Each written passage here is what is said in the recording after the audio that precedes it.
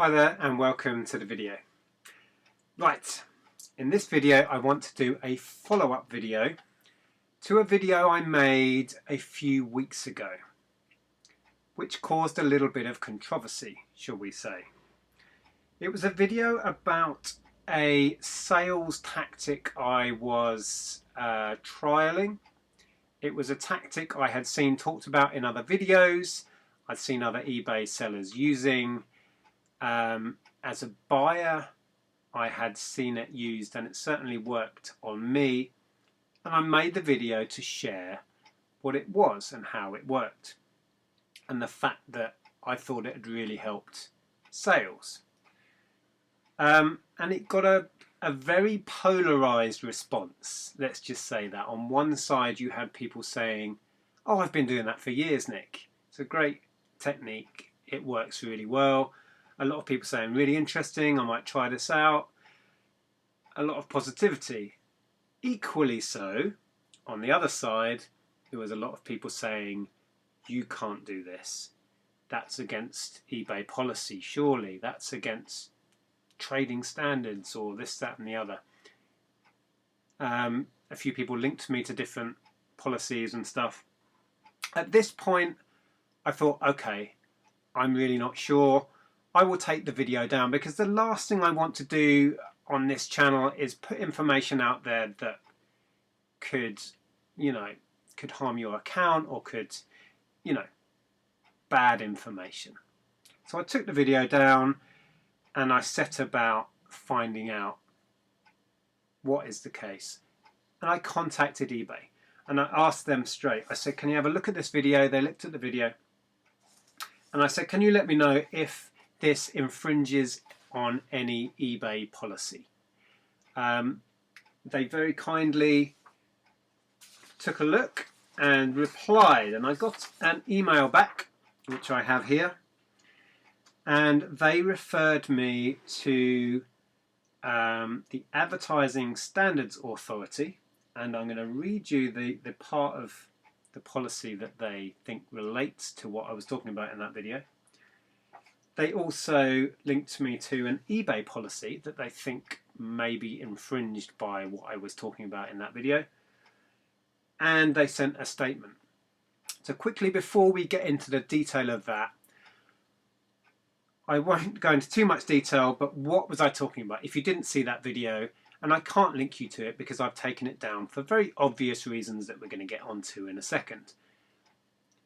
Basically, it was just a tactic where you run a multi-quantity eBay listing with very little stock left all the time, or with one available left, and when it sells you just top it back up with one, and you maintain it like that, and that generates sales, because in the eye of the buyer, or in the mind of the buyer, it looks like you are selling out, and if they don't buy that item now, they may miss the chance to do so.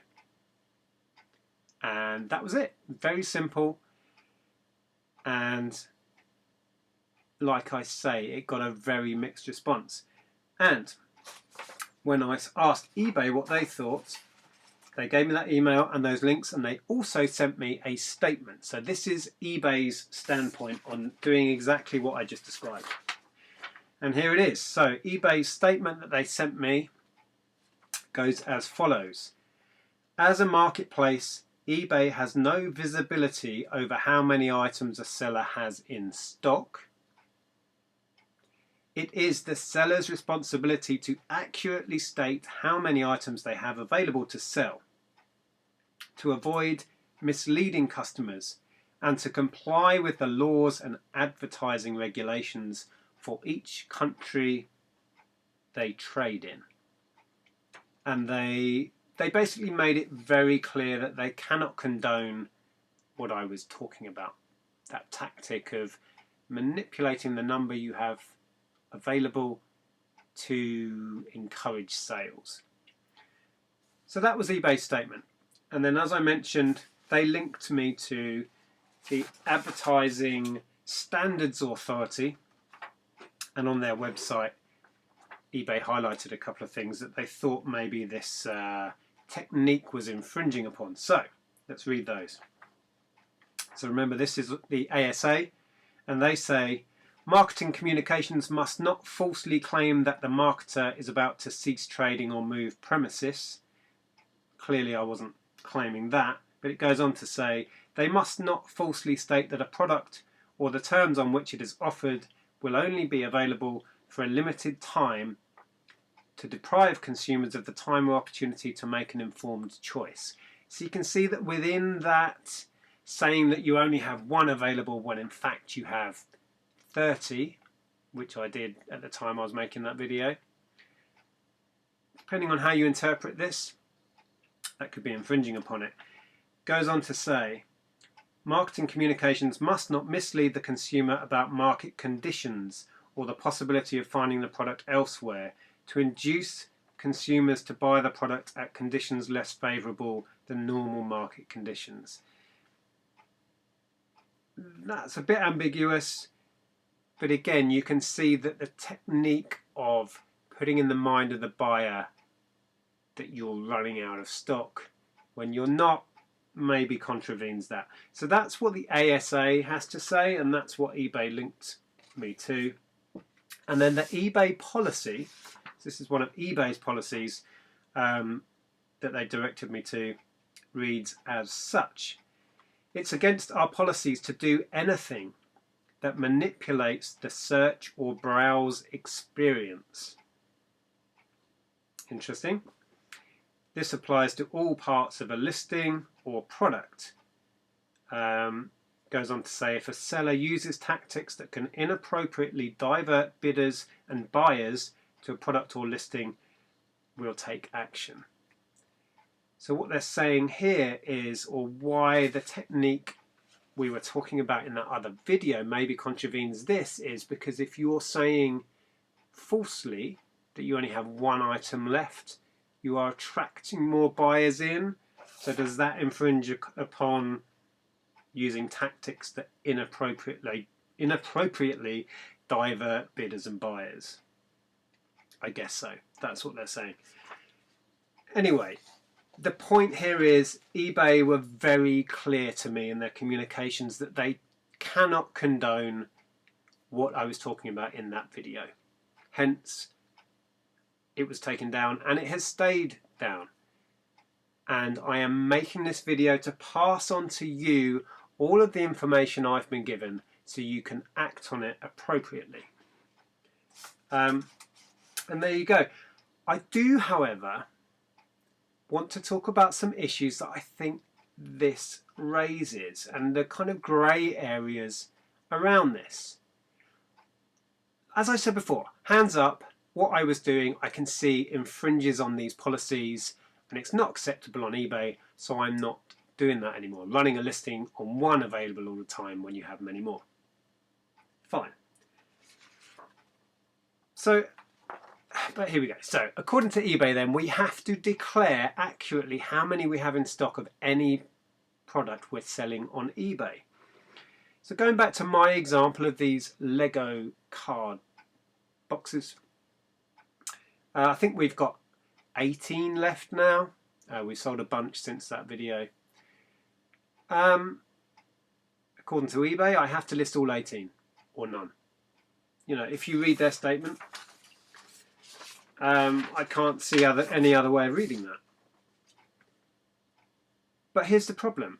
I am selling those on multiple outlets. I'm selling them privately. I'm selling them on Facebook, etc., etc. So I have spread my stock around because I don't want to, you know, have a surge in sales, perhaps on different outlets, and suddenly sell too many and not be able to fulfill orders. So I basically have divided the stock up between platforms. So is that okay according to eBay? Is it okay for me to say, well, I have 5 available to sell on eBay at this moment in time? Is that okay? And I have got 5 available on this website. I have 5 available for private sales. I have, you know, I have 5 that I'm holding back for Christmas. Is that okay? I don't know. I would like to know what you think. Again, I'm not trying to get round what eBay has said. I totally understand. running it with one available and getting that little banner. Going back to the ASA, the marketing communications must not falsely claim, etc., etc. I can see that that is a marketing communication, the little banner that eBay puts on when you've got one left. And I can see clearly what they're saying, that that is misleading. But where is the cut-off point? You know, am I okay to say, well, I'm only putting 5 available on eBay for sale at this given time, knowing full well I have another 13 or so in stock? I don't know. So that's a grey area. Let me know what you think. The other... Oh, eBay messages coming in. Now the other area that this has made me think about is the practice of... Well, Lego's a good example. Let's stick with Lego. But Lego sets that are going out of production. There are many people who buy those up in bulk. So we'll use that as an example, okay? Because it's playing the supply and demand game. Lego stops building a set, supply is only ever going to go down. And if demand stays constant, the price of these will go up because there's less and less available, but there's still a constant demand. So what people do, and it's done with all sorts of different things, it's not exclusive to Lego, but it's a good example. So people would buy up sets as they're being discontinued, knowing full well that supply is only ever going to go down from that point.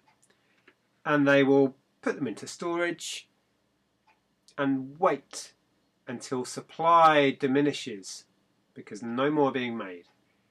And then on the open market, there's very few available. And at that point, you will sell yours. And the hope is that prices will have risen because now that item is hard to get hold of, it's hard to find, etc. We know the drill. So according to eBay, let's say you were trying this kind of supply and demand game with Lego sets. According to eBay's standpoint then, when you make the decision, let's say 2 years down the line, 5 years down the line, it doesn't matter. You say, right, supply of these Lego sets has really diminished now. I'm going to start selling mine. Put them on eBay. eBay say it's the seller's responsibility to accurately state how many items they have available. That's not what happens, is it? They will be sold one at a time. They will drip feed those Lego sets, for example, onto the market, because the last thing you're going to want to do is flood your own market, you know, or when the buyer finds your listing and they see you've got 50, that's going to sway their decision about how rare that Lego set is. I don't know, it's a very complicated idea when you apply eBay's statement to that. So I don't know, I would like to hear what you think about that. How do you interpret the statement, it's the seller's responsibility to accurately state how many items they have available to sell? You know, going back to my scenario with these Lego sets, is it okay to just say, well, I'm not selling X amount of them right now, I'm holding those back for Q4? Is that okay? I don't know. So I want to thank eBay for taking the time to respond to me, for finding these policies and linking me to them. I want to apologise if that video encouraged somebody to do something that has now turned out to be a bad idea in light of the information I've been given. And I would like to know your opinions. If you are one of those people who said, Nick, you can't do this, told you so, that's fine. You can tell me you told me so. I'm a big boy, I can take it, it's fine. I'm the first to put my hands up to things like this. You know, we're all just sharing information and sometimes we get it wrong. But it's a really interesting one. And I don't think this debate will stop here. So thank you very much for watching. If you've made it this far, well done. I know that was a lot of waffle. Please let me know what you think. And I'll see you in the next video. Take care. Bye.